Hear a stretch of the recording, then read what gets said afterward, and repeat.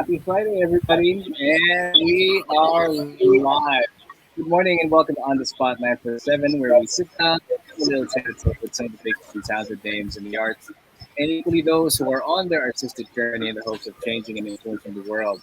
Now, we are capping the working week today with another episode, and we are joined by a man who is no stranger to the local music scene and to band competitions back in school. Now, in the spirit of Flashback Friday, back in 2008, they were named first runner-up at the Sing for Cancer Battle of the Bands. They were also the finalists for the Nescafe Sounds Pool and champion of the BCUP Band Collision the following year. Now, they released a self-recorded EP first back in 2010, which included their first single, Minsan Lang Naman, and a cover of Stevie B's When I Think About You. Now, these days, of course, they're more than just doing covers because they have a brand new album out. And let's do this, school-wise. Class, pakitaas ang kamay when your name is called. Let's say hello to Eunice. And Eunice. Yan, thank you. Hi. Let's say hi to Jazz. Hello, Jazz. Yan. Koreano daw siya, kaya ganyan. And we've got EJ. Hello, EJ. Yeah, all right. And of course, all of them. Well, Tati was supposed to be with us, but he's having some technical difficulties connecting. So he might just join us later on in the middle of it, and that's fine. And collectively, we know and love them as Gracenote. So yay! Welcome on Spot 947 Gracenote. Yeah. Great to have you here. What a Thank way you for to having have us. Most welcome, most welcome. Siyempre masanay na tayo na we do it this way because of the pandemic and all that. But, when everything is back to normal, for sure, you guys can always drop by and be here physically. Yeah. Yes. Kasi iba pa rin yung interview na ganito, and iba pa rin yung interview na, magkakatabi tayong lahat. Now, these days, the working week for a lot of us has been different, given that the pandemic has changed people's lives, people's time, being adjusted, and the conventional workspace has changed from the office cubicle to perhaps your own kitchen in your own homes. But if we were to go back in the day, how would a Friday or how would Grace Note end the working week? Most probably nasa gig kami. Para sa Usually kasi pag Friday, dun pumapasok yung mga shows. yeah. Minsan mall gig, and tapos minsan bar gig. Kasi Friday, weekend. Ano, So, Friday night. kasi ano, Yeah. so kumbaga Pero parang pag, Friday, walang pahinga. yeah. Tapos weekends yan, dyan kami. Tuloy-tuloy na yan. Friday, Sunday, Saturday, Saturday. Sunday. Yeah. So, please ngayon medyo may time na kayo kapagpahinga, di ba? And recharge. That's so important for an artist to do that. I mean, sabi nga ng Vermont keeps reminding me, ang trabaho hindi naubos, pero ang tao, oo. So, I so live by that principle. And whenever we can get rest, that'll be the best reward for hardworking artists like yourselves. And can you take us back in time? Because we're talking about time in the Flashback Friday. During those college days at Saints, so how did you guys meet? Parang kami ni EJ. Si EJ kasi ahead siya sa akin eh. 1 Okay. year. Tapos naging classmate ko siya sa isang subject. I think that was algebra. We took music as our course. So, nasa isang department lang kami. So, baka yung mga nanonood, nagtataka, Saints ko, di ba, all girls. But may EJ, may lalaki. Co-ed yung music and fine arts sa Saints ko. So, yeah, that's how we met. Meron kasi din kaming isang subject na lahat ng music students kasama, which is yung chorus class. So, nagkakilala kami and then we figured na EJ plays the drums. Actually, may banda pa siya that time na iba. Tapos I asked him, si EJ kasi sikat yan sa, sa department namin kasi sobrang galing niyang gitara. He's really one of, parang, nilook up to ng mga students nun kasi iba yung style ni EJ, Andy McKee style. So, parang sa guitar siya kilala. And then I asked him, do you want to play the drums for Gracenote? And he said, yeah, game, sige. Ano ba tugtugan niyo? Paramore. Sige, game. Kahit di ko pa alam yung banda, pakinggan ko yan. And then, yeah, that's how it started. We just started jamming and hanggang sa nabuo na yung banda and then things got serious. We got signed sa, no, not signed. Naging part na kami ng Superstar after. Si Right. Jazz naman, he's my brother. So, he's been there since the So beginning. it's a given. Kung saan magpunta si Eunice, hatak si Jazz. And let me add lang na Hatak mo ah, yan. sa sa ano kasi sa Saints ko, yung music kasi doon sobrang yung population konti lang talaga. In comparison with UST, UP, ganun. So, Right. we usually get to parang meet everyone kahit na hindi kumbaga magkalayo yung level. Ganun. So, ayun, yun na nga yung story. Since open naman ako sa mga ganyan, lalo na kung hindi naman conflict. And before, yung previous band ko, ano lang naman, usually parang jamming, ganon. Kung hindi talaga siya like yung serious type na, we get to parang have gigs every, kumbaga, week, ganon. Parang school ano lang talaga siya, interest lang din na, you know. Tapos yun, sumali ako, medyo nanibago kasi hindi naman ganun yung genre ko, yung punk na style. Pero eventually, I get to, parang, I got used to the kumbaga, genre. Tapos, yun na, rest is history. The rest is history. Yeah. Buti na lang talaga. Now, in the early incarnation of famous bands, their names change. Like, Jefferson Starship became Starship. On a Friday, later became Radiohead. Seymour became Blur. U2 was called The Hype. And then there was a college band. Ang pangalan nila at the onset was Pectorals. They changed their name to Starfish. And then finally to Coldplay. Buti na lang. So, Yeah. Gracenote always been the name of the band. And how did you come up with the name? No. Ikaw yun, sige nga. Ang galing ng kwento ng Gracenote kasi before, nung naisip namin yung Gracenote, kasi iba pa yung former bandmates, sa Saints ko kasi nabuo, so iba pa yung mga members. And then, parang sabi ata ng basis namin dati, masyado dang girly yung Gracenote. The time we joined the Sound School Battle of the Bands, we changed the name. Ang nangyari, I'm trying to remember. Nag-audition kami and then we got in. Tapos we performed sa finals. Ay, hindi. Sorry. That's... No. Ngayon nag-shuffle na. Hindi. Alam ko na. Gracenote, yung name namin, nung nagpasa kami ng demo. Now I remember. Nagpasa tayo ng demo na Gracenote. Tapos, hindi natin alam kung pumasa tayo or hindi, kung nakapasa tayo or hindi. And then we said, let's change the name na lang. Kasi, parang starting pa lang naman tayo eh. So, we changed it to Career on Board. tapos parang yung una pa Bandshed. Basta parang nag-try kaming magpalit. Tapos, nung ipa-finalize na namin na yun yung final name, biglang may tumawag sa amin na we got in sa finals. So, I mean, sa semis, sorry. Sabi, Gracenote, sige, pasado kayo.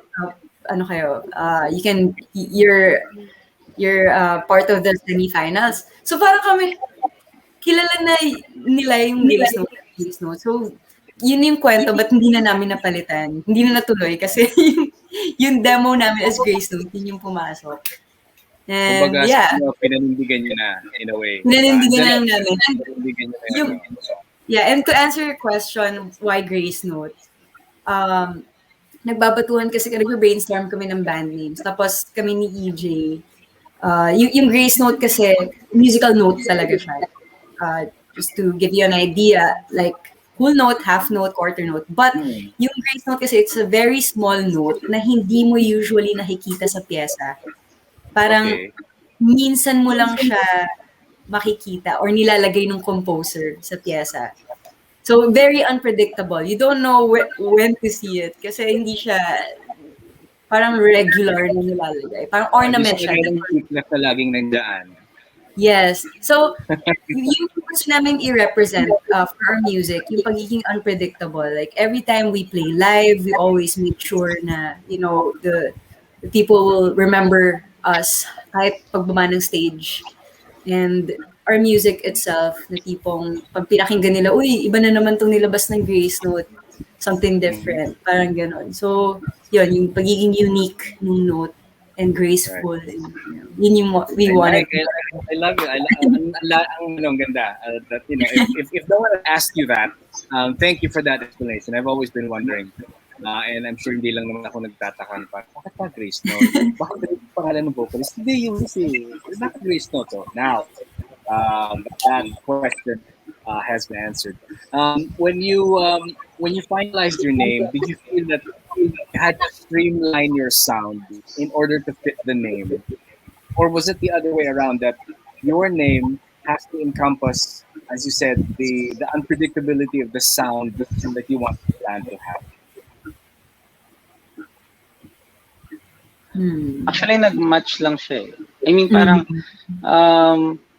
eventually naging ganun yung what you call this, yung route ng ano namin ng mga like yung composition, ganun, yung arrangement, ganun. Naging parang may mga gulat factor, kumbaga may gulat factor na yung sa mga kanta, like pwede sa mga baksakan or yung syncopation. Yung pagsabi mo syncopation, yung medyo, parang hindi siya yung hindi madaling hulihin yung beat. Yes.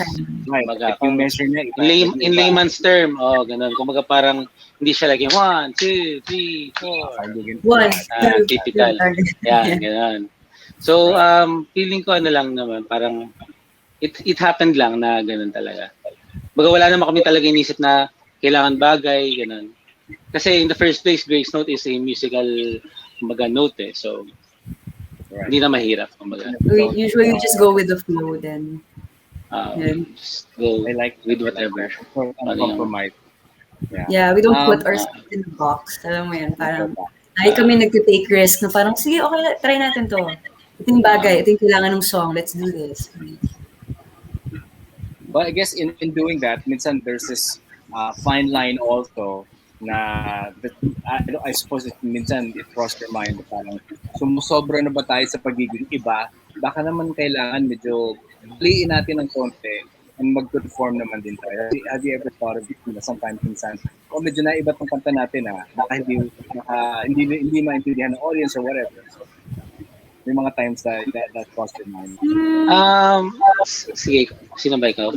May sagot kasi ako. Hindi naman sa hindi naiintindihan. Kasi naniniwala naman ako yung art na nilalabas namin, it reflects who we are. And we don't wanna fake it. Ayaw namin sabihin na, let's do this kasi parang maintindihan nila or para mas i-embrace nila. Parang we're just enjoying what we're doing. Parang kung sino makaintindi sa ginagawa namin, that means a lot to us. Kumbaga, it creates a connection eh. So, yun naman yung tingin ko din yung parang important when you create something as an artist. Alam mo, hindi mo kino-compromise yung art mo. So, yeah. May add ako dyan. Actually, nakatulong yung, nung nagkaroon na kami ng producer.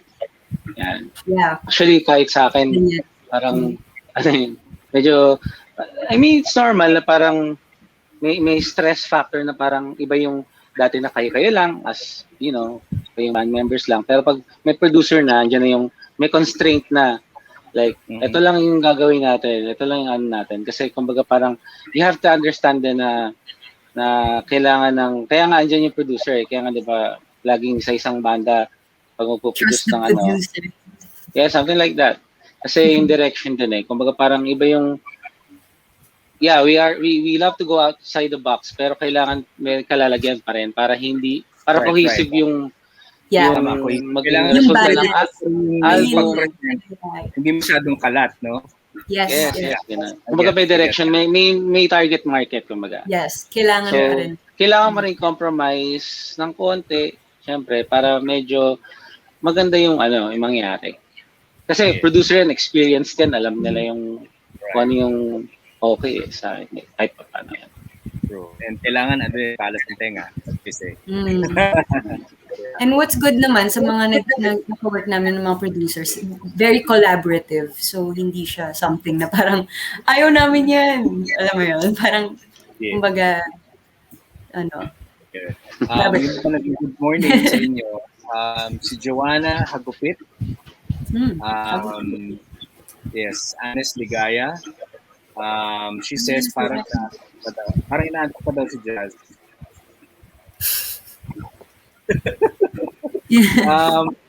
Ana Marie Vitamog, daming hearts. Good morning as well, Juan Miguel Gamocha. Thank you, Grace. Good morning as well. Yes, 2 days in a row na tayo. Heidi Veran says, yes, Gracenote in the house. Gandor Vasuli says, pa-shout out naman daw po, Idol Eunice. Ayan, pa-shout out kay Gandor. Chandor? Gandor. Gandor. Oh, hi. Hi, Gandor.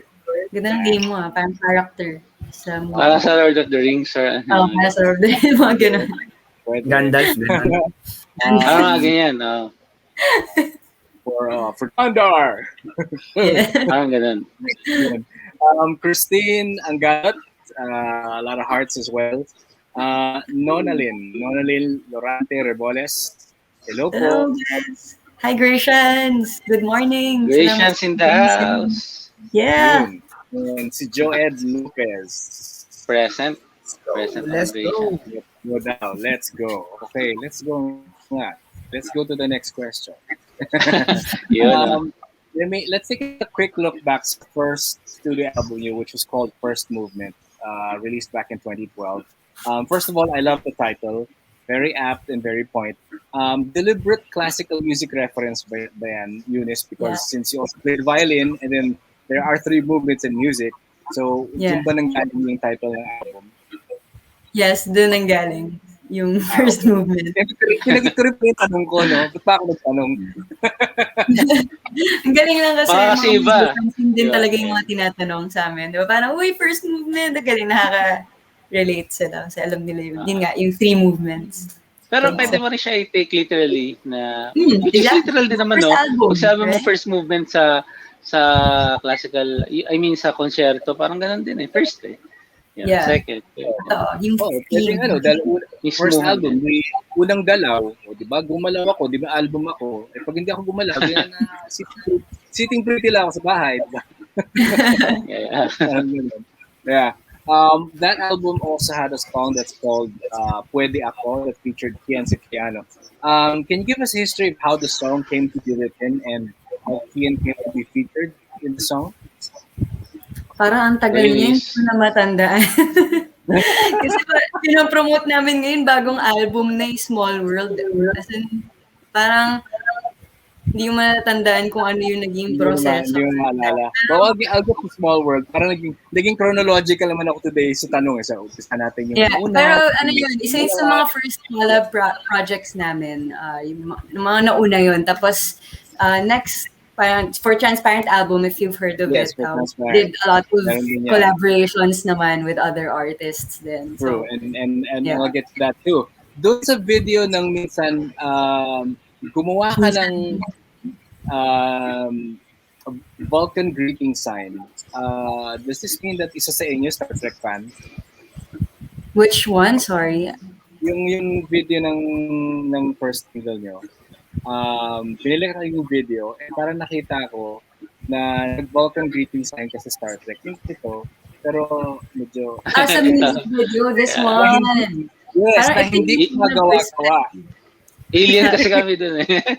Hindi, yeah. Ang galing. Thank you for asking that question. Actually, ito yung sign dun sa logo ng nung alien. May 2 V siya dun sa noo. That means vulnerability. Kasi gusto lang namin ilagay dun yung contrast. Kasi alien tapos vulnerability. Parang alien tapos pagiging human, parang gano'n. So, yun yung ibig sabihin ng V. Pwede. Kaya napaisip ko, teka, sa inyo Star Trek fan kasi yun yung greeting. Live long and prosper. Yeah, actually parang lately na namin nalaman. Hindi namin na alam from Star Trek siya. parang pinasok na, tapos nakita namin yung sign, ayun pala yung ibig niyang sabihin, ang galing. It's something positive naman. Tama. Yeah. Do that. Live long and prosper. Yeah. Sige, let's move on to the second album, which is called Transparent. Mas maraming guests nyo, like Alisa Ilacad and also Ying Constantino, who in my opinion is like the Avril Lavigne of the Philippines.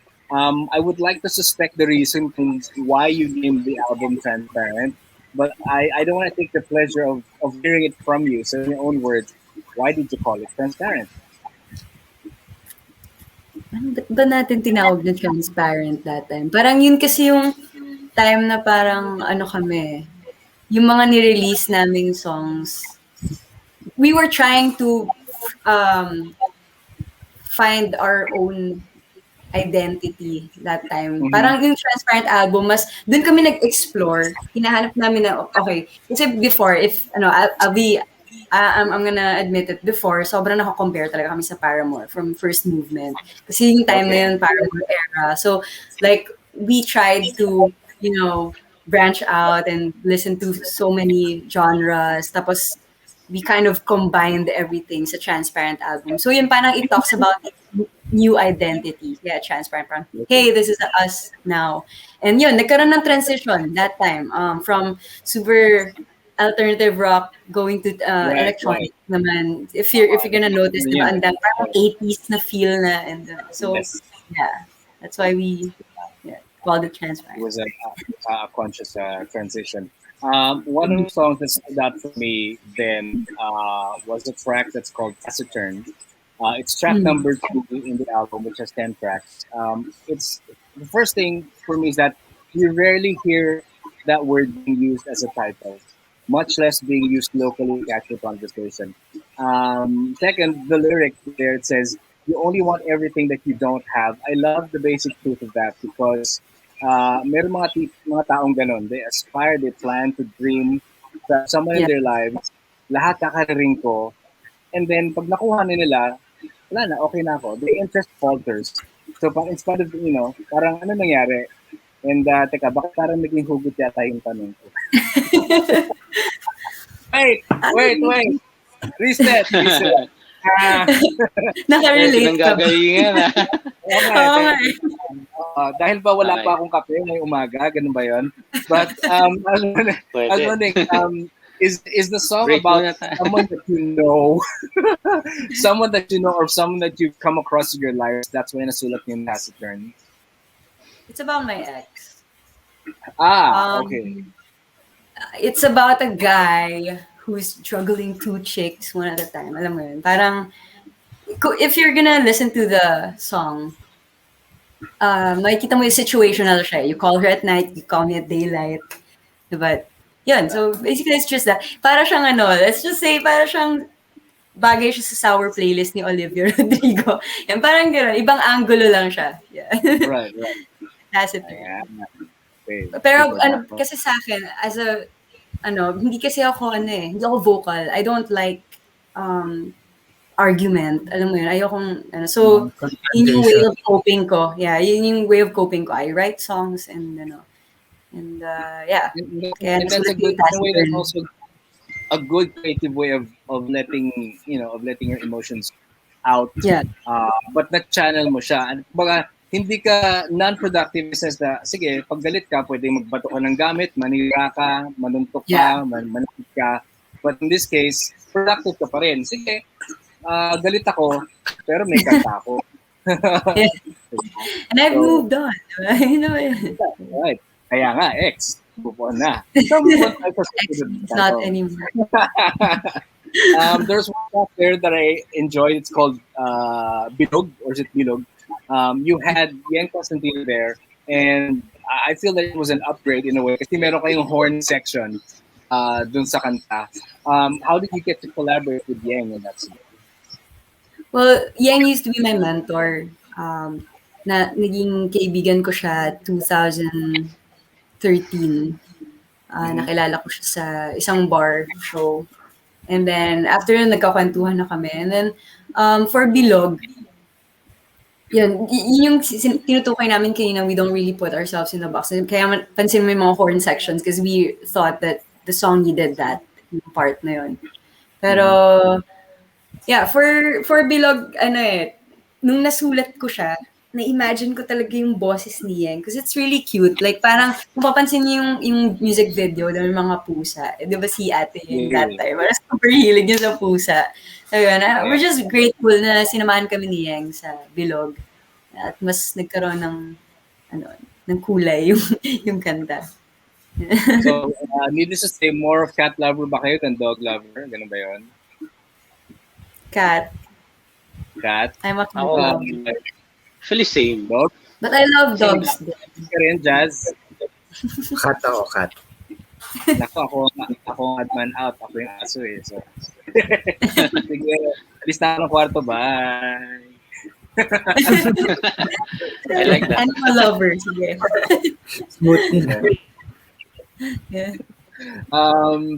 For those who also followed your career, know that these are not only artists that you've collaborated in the past, as evidenced in nga sa pangalawang album. You had rapper Abra for a song called Stargazer. You had Six Cycle Mind for Flynn Rider, Bakit Ganyan Ka with Tito Miranda, and then Summer Song with Apatelic and December Avenue. I was wondering, what have you learned from your past collaborations as a group or as an individual? Sobrang yung music, yun na-learn ko when we collaborate. Makikita mo na talaga na music is really a universal language. Kumbaga, it connects people. Kahit iba yung genre ng mga ibang naka-collaborate namin. Isipin mo si Alexa Elacad, she's an actress. Si Yeng, iba rin genre niya, pop. Abra, he's a rapper. Ako, hindi ako nag-rap.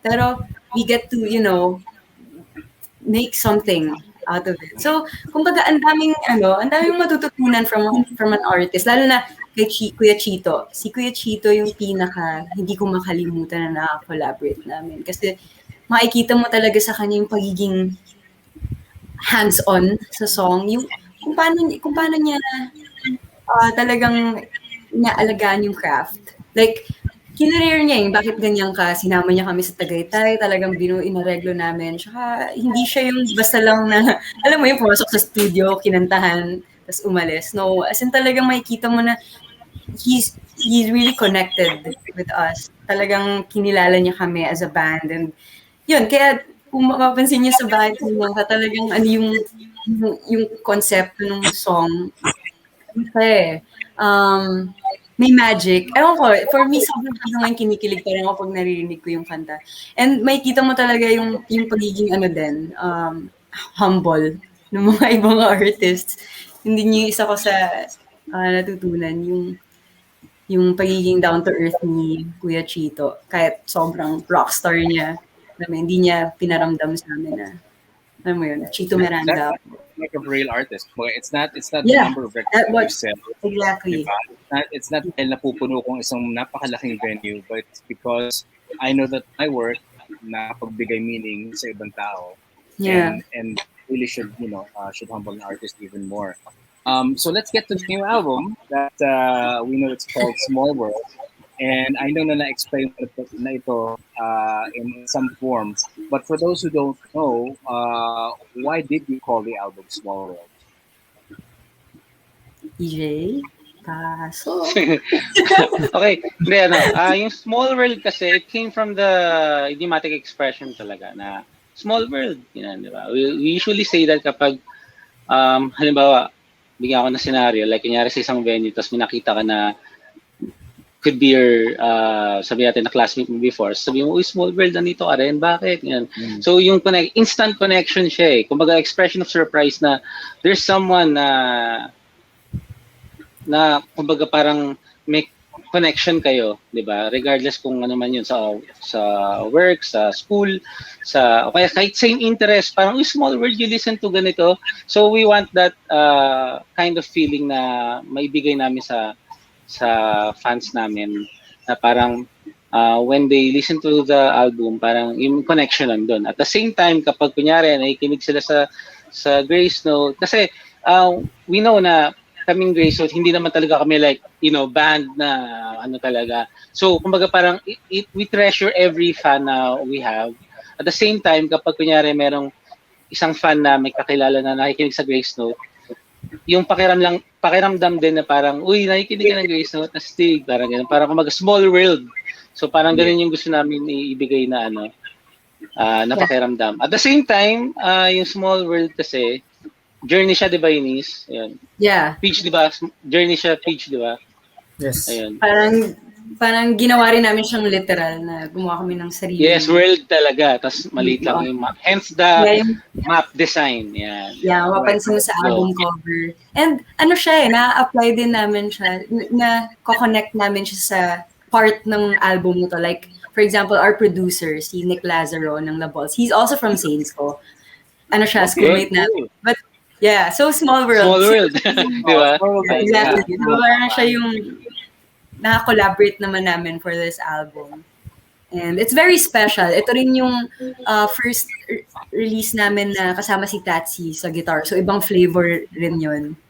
So, yeah, it's very exciting for us. And sobrang proud kami. 2 years in the making tong Small World album na to. Ang tagal namin hinintay ma-release. And we're preparing for something na basta ikukwento namin lahat ng nangyari sa Small World. We were able to shoot it. Yeah, we were able to film the whole process. So watch out for that. Surprise na kwento ba to? Yeah, Surprise na kwento. actually, hindi lang yata in-announced ever. Yeah. There's gonna be a documentary soon. So Meron ba? for that, yeah. Meron pa yan? Hindi ko alam. Oh my gosh. Am I allowed to say Hindi that? surprise. Nasabi na. Oh no! Only here. At least that's Sa something for Melo. everyone to look forward to. Yeah. Look forward to. That's for sure. Si Eo Asirit is saying hi, as well as Lauris. And then Hi. Joed says, ang cute ng ngiti ni Eo. Hello. Takia Kojudo sends a lot of hearts. Chabeloy also says, good morning, Jazz. Hi, Cha. And then Joanne Dumot says, fresh naman. Namern. After fresh naman. Sabi ni Joanne. It's Rumingan says, El Labrador says, love you, Gracenote. And Joanne, yes, also agrees that it's a small world after all. Mukhang nakapunta ka na sa Disneyland. Actually, dun siya Also, inspired. Disneyland. Disney inspired. Small world. And Yeah. Luzen Azodem says, cannot wait for it. And then hello to Chrislen Villarosa again. Welcome to Gracenote. Welcome to the Gracenote on the Spot 947. Jazz, kilala mo si Nona Lynn? Sabi ni Nona Lynn, should I read this out? Sabi niya, pogi ni Jazz, gusto kong iuwi. Ha ha ha. Lagot. So pag nawala si Jazz dito sa bahay, alam ko na kung nasan siya. Alam na Comment na yung address down below. Palalamog mo na daw sarili mo. Also, I'm sure you also agree that any band would agree na every album is a step up from the one that came before. The title of the album may be called Small World, but I swear the album is not small. Dahil 15 tracks yan. So it's a big album right there. What made you decide to have as much tracks as compared to the ones before? Yeah, actually, that's a good question kasi these days, puro single na lang nilalabas eh. Digital, diba? Kumbaga, digital release. We actually, nag-decide pa kami maglabas ng physical copy ng album. Pahabol. Kasi, yun, nagsasara na yung mga planta. So, available siya sa merch. Actually, it's here. I can show you. Oh, yay. There. So, we decided nice. to release the 15 tracks. Yan. Nakikita niyo. May mga inlays. Sobrang na to. Treasure namin. Awesome. Where can they get that for people like me who prefer physical copies? Saan nila sa merch namin. You can contact the Gracenote merch. Yeah. I can All actually right. give you a number. Peach, ano mo yung number ni Ate LT para ano. But anyway, to explain, I mean to answer your question, why 15 tracks? Mm-hmm. Um, for this album kasi we're trying to introduce a new sound. So, Okay. kailangan namin ma-establish yun. Yun yung gusto namin ipakilala. So, I think this one is like as one. Pag pinakinggan mo, it's like a playlist Okay. from track 1 to 15. So it's like Arrival, and then the last uh track is Departure. So para ka Yeah, yeah. talagang nasa journey. Yeah, and shout out kay EJ, siya gumawa ng mga ano na yun. Arrival, Hello Earth, and Departure. So yeah, Nice. it's a fun album, and mas advisable pag ano, pag pinakinggan mo siya ng sunod-sunod. It's like a different Sunod-sunod. experience. And, Yeah. and that's a rarity these days kasi minado tayo pag may CD tayo and sige, may mga hit singles po bas one particular album. Sometimes we tend to skip eh. Parang, teka, yung Yeah. favorite ko is track 3, favorite ko track 8. So, yung mga iba hindi na napapakinggan. So, I Mhm. like this concept that you have na parang to understand what the essence of the album is. You listen to it Yes. from start to finish. And that really is naman talaga how everyone should be listening to albums. Please do not skip tracks kasi meron kang malalaman. Not just with the Gracenote album, but for any album Yeah. in Yeah, particular. for everyone. Pakinggan mo ng isang upuan. Di ba? Tsaka ano yun eh, plinano yan eh, yung pagkakasunod ng tracks, inisip na yan Yeah, ng buong team. that's right, So, that's right. give it a chance. So, we made you a Yun. playlist. Andun yung Yeah. gulat factor, I suppose. Yeah. Yeah. Your first single is called City of Vulnerability. It's Can actually you the tell us something fourth. about that one or the one that you're promoting now? Yeah. Is the City of Vulnerability. Can you give us an idea of the song or bakit yun ang natawag? So, City of Vulnerability, first of all, it's our fourth single. Nilabas namin una Kalawakan, I Am Done, and paulit-ulit. This time, City of Vulnerability. Um, the story of the song is about a girl who's trying to break down her walls for a guy to make, a stronger connection. But suddenly, the guy left her out of nowhere. So parang, yung pakiramdam na yun, it's when you feel most vulnerable, pag may umalis or pag naiwan ka. And as a human, alam mo yun, whether you like it or not, nararanasan mo siya. Kumbaga, it's part of it. Kumbaga, because people come and go, 'di ba, sa buhay. So, yun yung parang um kumbaga in Tagalog, may iwan sa ere or ano, pag may nang iwan sa ere, may dumadating sa ere, may ganun ba, guys? Yeah. Anyway, but life goes on, Pag 'di ba? umaalis, may kapalit na dumarating. In Yeah, a way, parang yeah, ganun. parang gano'n. Gano'n yung concept. But for City of Vulnerability, it's a place where it it's about someone trying to find their place with somebody.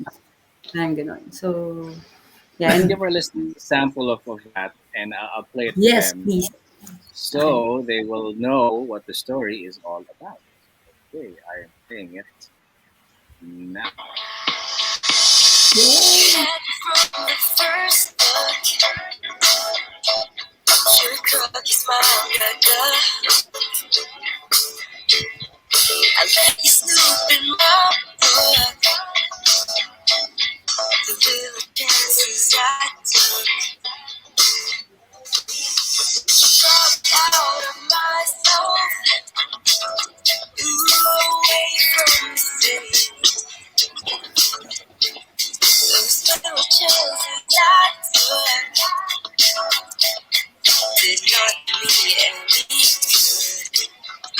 All I want is you to make me feel alright. If you feel safe with me, you gotta try. Please don't waste my time. If you're not gonna say anything, if you're not gonna say anything, just let me get by. Don't wanna waste my time. If you're not gonna say anything, if you're not gonna say anything, I'll wave my head goodbye. I know I wanna go now. Wala kang sasabihin, exit the room ka na lang. Ganun yung ano. Yeah. The video was shot in Hong Kong, one of everyone's favorite cities to visit. for sightseeing, for shopping, and for food. How was it to shoot doon sa Hong Kong? It was quite challenging kasi hindi namin kabisado yung lugar. And Yeah. but we're really grateful we were able to shoot kasi may kababata kami ni Jazz na doon nagsistay sa Hong Kong.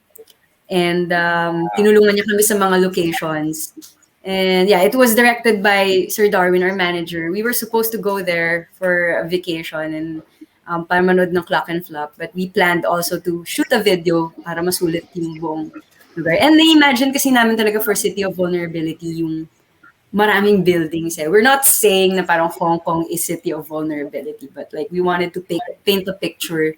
Pag napanood mo yung music video, alam mo yan, mas magkaroon ka ng parang yung imagination is going totoo. So, yeah. Right. Ganun mo talaga eh. Vulnerability can hit you in any time. And you can be in a city of thriving people or a thriving city, but at the same time feeling alone. I love the juxtaposition of that. Whether it's Hong Kong, whether it's Manila, or even just in a big lahat ng tao masaya. If you're going through something, like maraming taong katabi mo, you can be on your own in a room full of people, in a city full of people. Be vulnerable like that, and I like it that that's the message that na napulot mo from it. Actually, di ba may parang kumbaga when you feel lost, parang hindi mo alam eh kung ano dapat mo maramdaman. Pero for this song, we just wanted to, to tell you that it's okay, it's valid. That's why we've created this place, City of Vulnerability, and you can stay there as long as you want. Yeah. Right. And I really appreciate that you like the message of the song. Yeah, I did. I liked it.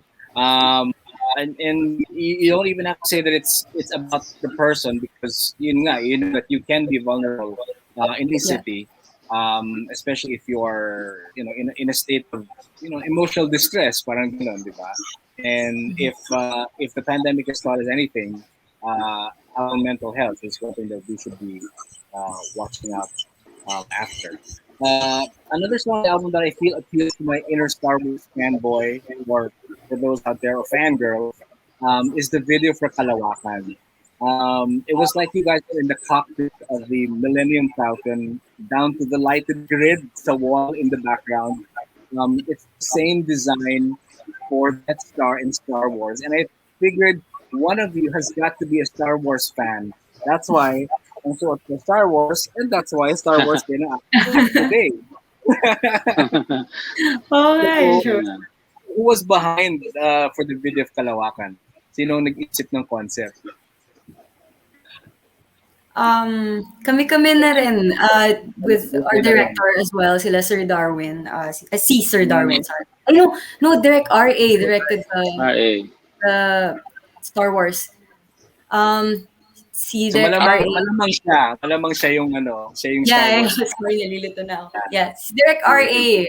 If you know him, he's directed Pedicab, Sandwich, and many more superstar artists. Ayun, kilala siya sa mga gano'n. Kaya, ayun, yung outer space na feel, parang na vibe, yun yung gusto namin ma-achieve. And sobrang happy kami sa location.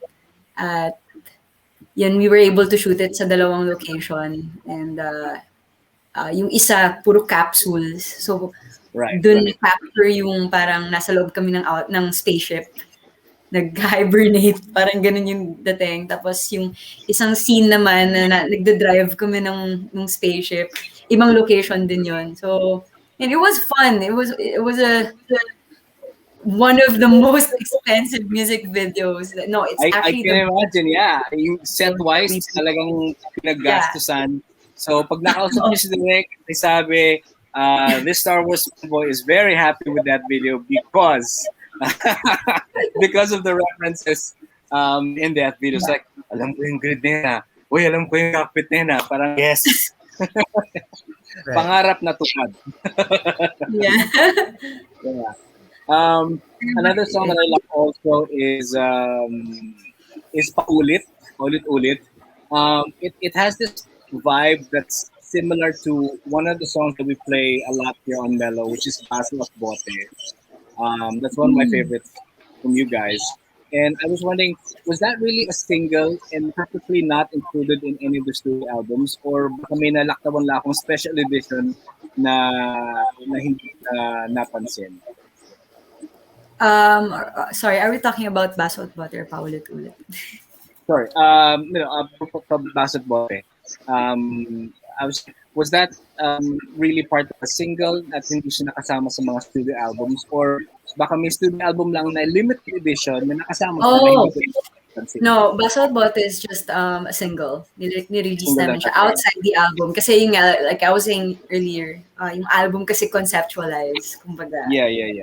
Oo. So, yung Baso at Bote, since si Jazz din yung kumanta, first time yung kumanta for that song, ano naman siya, different story. Pero, ano yun, tinitreasure namin yung song na yun kasi Baso at Bote, yun yung first ever release namin under Universal Records. And yun din yung naging bridge paano kami na sign sa label, which is Universal. So, yeah, it was Yeah, part of the it's journey. similar to Paulit-Ulit. So I had that same Baso at Bote vibe when I was listening to Paulit-Ulit. So feeling Wow. ko, sana sinama ang Baso at Bote. But then again, that's your vision. And it's also okay. Na minsan may ganun na parang it's an older song and you have a new body of work. But because it's a single, isasama ba natin o hindi? So I kind of like got the thought process kung bakit hindi nyo sinama. Because you want dito naman lahat bago, sila ang magkakasama, parang ganyan. No naman, parang nag-decide lang kami na yun yung unang i-release. Parang gulat. Yun yung kasi yun nga, since si Jazz yung kakanta. Nakahiwalay siya. And for Small World album, parang hindi kasi din pasok yung concept Gets ko yung sinasabi niyo na music, ano siya, pwede siya talaga dumikit. Which is good kasi masasabi natin na talagang alam mong Gracenote yung gumawa ng Baso at Bote. Kasi nare-relate yung Small World sa Baso at Bote. But like the message of the song, hindi siya like, I don't know, because there's a whole concept for yung buong journey ng Small World. If you're gonna listen to it, like from City of Vulnerability to Fantasy to Invisible to Oh Darling to No Hate. Lahat yun may flow. So, yun, we just decided na ito, 15 tracks, sarado, Arrival to Departure. Boom. Yun Yun, talaga. yeah. Wala na And I think sisingit, it was wala na a pahapon. good idea na we released it as a single. Kasi iba rin yung naging impact ng Baso at Bote. Yes. Nung nilabas siya. Yeah. Definitely. So, yun. Let's see. When you write a song, where do you find pleasure in doing that? When you write it for yourself, or if you write for others? Because I know we spoke to one artist, whom I think Eunice you wrote a song for. Her name is Bay. Yeah. She's So an artist that I produced. yes, that you produced.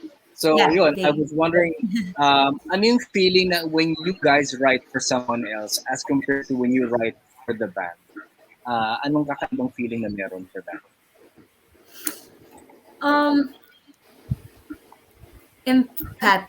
Empathetic. Kumaga ako kasi as a writer, hindi ko like sobrang binibase lang sa personal story ko. I always, parang kumbaga nilalagay ko yung sarili ko sa ibang situation. Tipong, sasabihin ko pa rin na, sige, it's very personal to me, but like, putting myself into, someone else's shoes. Like, for example, for Crash Landing, which I wrote for Bay, inspired siya sa Crash Landing, the K-drama. So, sinulat ko siya. Ang dami niyang pwedeng maging angulo. It's a love song, definitely, but it's not like literally about the K-drama, but it was inspired by that. Right, So, right. kahit ano naman yung mga songs na kinecreate ko, I'm sure that it has my DNA, pero yun, hindi siya like parang about me at all. But mostly for Gracenote, definitely, ano siya, it's really something personal, especially the Waterfall, especially the Small World album. If you're gonna listen to it, it's all us, as one. And I'm sure a lot of our listeners and Grace Note fans will do that. Will now listen from track 1 to track 15 para Yes, hindi please. nila miss out yung message. Raisin is asking, hope to watch you guys again live. We know that live shows at the moment medyo wala muna, but Mhm. if in case you guys have any plans to do some sort of, I don't know, an online concert, meron bang plano for that? For now, wala pa. But we were able to um, gumawa kami ng isang online show before Sunday special with intimate ano siya, show with limited slots. Pero for now kasi Okay, hindi talaga ano hindi pa like the like concert talaga no. Not yet. wala But pa, yes. we're working on something as I was saying earlier. It's something that Okay, you really need to watch out. Yeah. all right. Okay. I will not ask you any more about that. Baka madulas because it's a surprise. So I will just keep quiet. Joanne says she was happy to have attended the album launch of Small World before nag-lockdown. And she says she cannot wait for the pandemic to end para makita naman kayo uli personally. Yeah, si Jazz lalo pinagpapawisan to lagi after gigs. Miss na yun. Um, Heidi says that she will now, yes, upon your urgings, to not skip and listen to the album from track 1 to track 10, just Yes, like you please. suggested. Yeah. Joseph Santos says, good morning from Dub Nation. Um, and He's from then, US, I think. Hi, Joseph. yeah. And then Joanne says, bad. A lot of hearts. And then, yeah. Yeah. Mark says, I love you guys. And pa-shout out po from Mark Mangabat. Yeah. Shout out po, Eunice. Shout out, Mark. Yeah. All right. 20 friends keeping us company today. But like most digital music these days, they can obviously listen to the album from start to finish on Spotify, on Apple Music as well, and all other digital music retailers. Tama? Yes, and hopefully, guys, you get to request it here sa Mellow 94.7, our current single, City of Vulnerability, and para i-play lagi ni Kaz. Yeah. Yes. Mag, Request nyo, guys. isang upuan nito, track 1 to 15. Why Pang, not? Game! I was just saying our single. Or the whole album. ako bahala sa kape. Uh, Yeah. where, where can they find you on social media if in case they want to follow you and know more about you guys? Sa Facebook, Mhm. Twitter at GracenotePH, Instagram at GracenoteJam. Subscribe din kayo sa YouTube channel namin, Gracenote TV. All the music videos are there and we're still, releasing and many more surprises. And if you have TikTok, we do. Follow nyo na Uy, rin. Gracenote, I think it's Gracenote PH ba? PH. There's no Tapos, PH. you can also follow us kung gusto nyo makipag kwentuhan, you want to keep in touch, at Eunice Grace Note, at Eunice Jorge on Instagram, at Jazz Grace Note, and at Jazz Jorge, at EJ Pichay, and at Tatsy Balls for our guitar player who's weren't able to oo connect. nga. Ala, Tatsi, hindi na nakahabol. But, No, split yeah. that. Pwede naman siya Yeah. kulitin ng But social but he's media. there. Um, I yeah. can feel. Coach Matt, may pahabol daw. Pa-shoutout daw kay Miss Eunice, kay Matthews Miko Mina, Coach Matt. Hi Matthew, Coach Matt. Kamusta? Hope you're doing great. Hope you're staying Yeah. safe and stay One of your healthy. fans as well. Yan. Thank you so much, Eunice, Jazz, and EJ, and Tatsi. Sayang hindi ka nakahabol, but thank you pa rin for Thank you for having us. being with us today and on the Spot Thank 947. you. I wish Thank you you. all success with the new album, and hopefully the album not just wins over fans who skip track 1 to 15, but will listen from track 1 to 15, and at the same time bring in new fans for those who have not really tried listening to your music, and hope that their lives will be touched and they'll be more introspective and inspired to do what they're supposed to do because of their music. Any last word advice for people, let's say, who have a band or setting up a band or who want to get into the business as a band? Meron ba kayong words of wisdom for them? Um, you guys, or on. Sa upcoming bands, ganun, right? Sige, Yeah, ako yung na. mga si Jazz Ako na na. Ikaw, muna. go Jazz. Um, Sige, ano lang. Just stay true to yourself lang. Wag kayong mapanghihinaan ng love kapag feel nyo na parang hindi nasusuportahan yung music nyo. Basta as long as masaya kayo sa ginagawa nyo. Tuloy-tuloy lang. Huwag kayong mawalan ng lakas ng loob. And ayun, tiwala lang sa mga bandmates nyo, gawin yung strong din yung samahan nyo. Kasi yun din yung parang pinaka-foundation ng magandang samahan ng isang banda. So, yun. All right. Yeah. Thank you, Jazz. Words of wisdom from Jazz. Nice. All right. Thank you again, Grace Note. More success in the album. You all enjoy your Friday today. And this has been Kaz for On the Spot 947. Till the next edition, we shall be on the lookout for the next artist we shall be putting on the spot. Forever on this 947. Sounds good. Bye, everybody. Thank you. Thank you. Thank you so much.